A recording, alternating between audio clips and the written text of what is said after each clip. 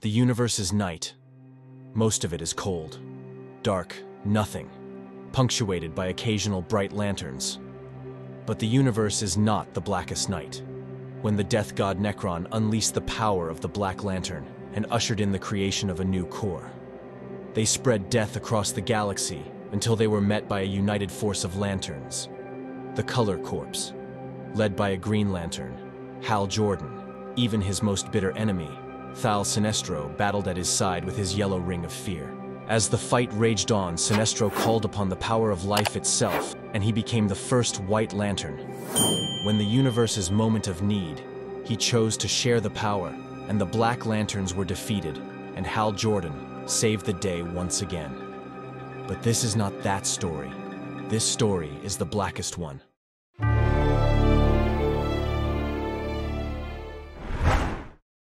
In this dark universe, Sinestro refused to share his godly powers to the one he deemed stole his destiny. His control over these godly powers is weak, and the collective might of the Color Corps proved ineffective against the relentless advance of Nekron. The undead beings swept over the heroes, killing them and resurrecting them as Black Lanterns, an army growing exponentially by the second. And in the war of life and death, life lost, and Sinestro knew he was responsible. He decided to end his life thinking this universe was a failure. 19 days later in San Francisco, we find Lobo at the Teen Titans Tower, fully engaged in battle against the undead creatures. During the chaos, he whispers to himself about his disdain for the Teen Titans, particularly hate the stinking heart goblins among them. Dove curses, regretting her decision to come to the tower, realizing she has nowhere else to turn. Out of nowhere, a zombie cyborg appeared, prompting Lobo to caution him against approaching any further. However, Cyborg insisted that Lobo should trust him, saying that he had been half dead for many years. Unfazed, Lobo explained that he had a job to fulfill and must see it through. Abruptly, Lobo forcefully tore Cyborg apart without hesitation. Out of nowhere, Starfire unexpectedly sank her teeth into Lobo's neck. Swiftly, he retaliated by tossing her aside and delivering a powerful blow to her stomach. In an attempt to infect Lobo with a virus, Starfire's plans seemed futile, as Lobo calmly revealed that Xarnians could replicate their cells, rendering the infection ineffective. Meanwhile, Cassandra strangled Lobo while he grappled with an undead horse. Despite being pinned to the ground and stomped upon, Lobo, seemingly unfazed, casually sat up, defying the odds during the intense encounter.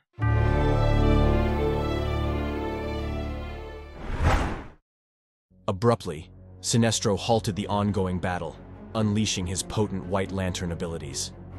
A brilliant light emanated from the White Ring, causing the undead to recoil in pain. Lobo, taken aback by Sinestro's unexpected move, watched in astonishment.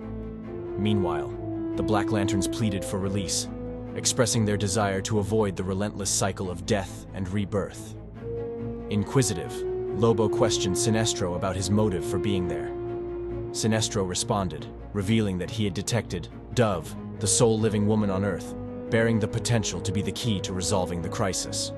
In response, Lobo, filled with frustration, retorted that the past cannot be undone. Lobo insisted on taking Dove to Takron Galtos, a prison. Sinestro thought his mysterious supporter recognized Dove's significance.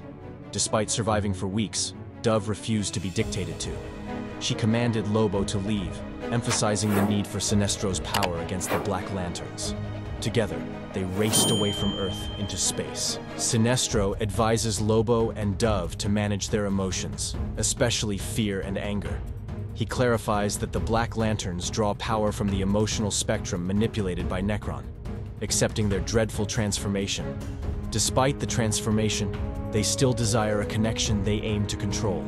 Sinestro warns Dove that when all emotions are consumed, the Black Lanterns will turn to fundamental connections. They will rapidly spread, leaving only the black spaces between stars. After 6 days at Takron Galtos, Sinestro, Dove, and Lobo carefully survey the area. Sinestro senses a lingering presence of life, but it is overwhelmed by the pervasive atmosphere of death. He becomes suspicious, suspecting that they have walked into a trap. Sinestro observes that his ring registers a more potent force of death here compared to the previous encounters. On their ongoing conversation, Barda abruptly showed up, launching an assault on Sinestro, Dove, and Lobo. However, Mr. Miracle swiftly intervened, urging the trio to make a hasty escape.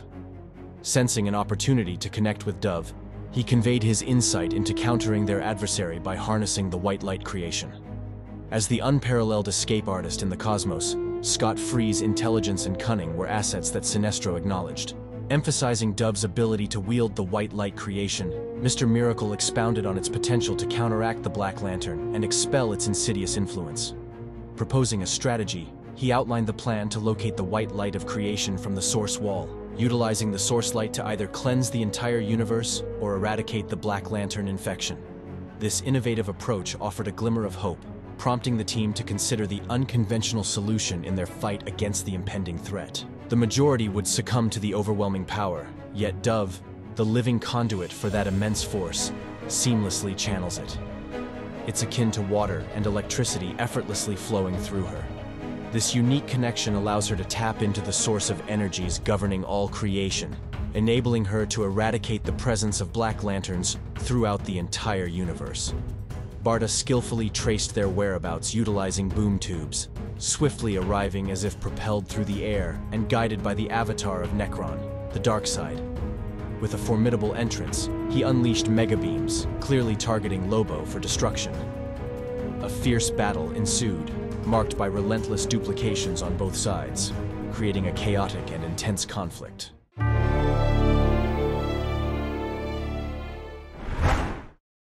Sinestro is confronted by his biological daughter as well as Hal Jordan.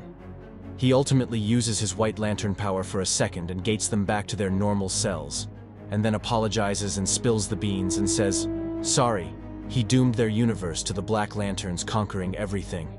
And if he was not, let her pride to get the better Sinestro, then probably they would have been White Lanterns, and they would have saved all the creation.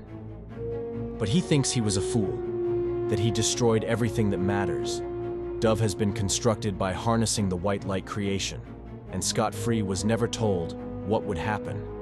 All he was told is the source would be harnessed by Dove in the deterrent. She would fix everything. Darkseid chimes in with the truth of the situation and confirms by Sinestro that the source is going to wipe everything out of the entire universe, and the universe would be started over again. Scott-Free firmly declares that he refuses to take any action without Barda, emphasizing his commitment to saving her despite her Black Lantern state. However, driven by a mix of love and foolishness, he inadvertently ends up causing Dove's demise by inadvertently snapping her neck. Sinestro, acknowledging his past arrogance and mistakes, vows not to repeat them.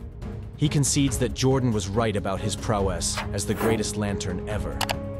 Determined to rectify his errors, he declares himself the linear avatar of life, promising to reincarnate everyone. Despite his inability to save Dove, a breakthrough comes with Lobo's unique ability to duplicate himself, essentially embodying life incarnate. Sinestro utilizes Lobo to channel the power of the source, resulting in a cascade that eradicates the Black Lanterns and wipes out all other threats.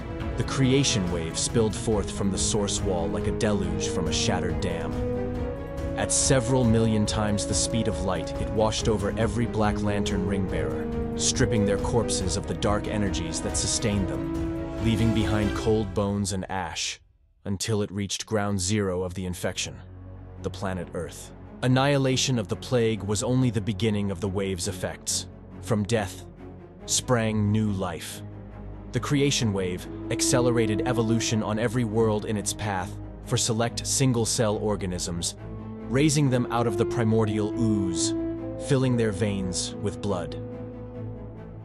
Sentient beings stood up on two legs, formed tribes, created languages, and looked to the stars. In each of them, the image of a singular progenitor was locked in their genetic memories. She is like water, taking the form of its container. And so every new species born to replace those lost to Nekron took on distinct aspects of the last Xarnian. These new beings' first impulses were to destroy and exploit the last of the old civilizations. Hate and violent tendencies as much a part of them as DNA. Within months they had taken to the stars, urged on by their instincts to eliminate all competition or take revenge for the smallest perceived slight. Thaal Sinestro, the Limbo Lantern, and watching it all from afar, was the architect of this new universe. Now, Sinestro pursues any means of escaping his mistake. He seeks tears in the fabric of space-time so that he might burn his way into a new reality. But Tempest Fugonaut won't let him through. He must seal off this blighted cosmos before it can pollute others. He's seen the true Blackest Night. It is the one.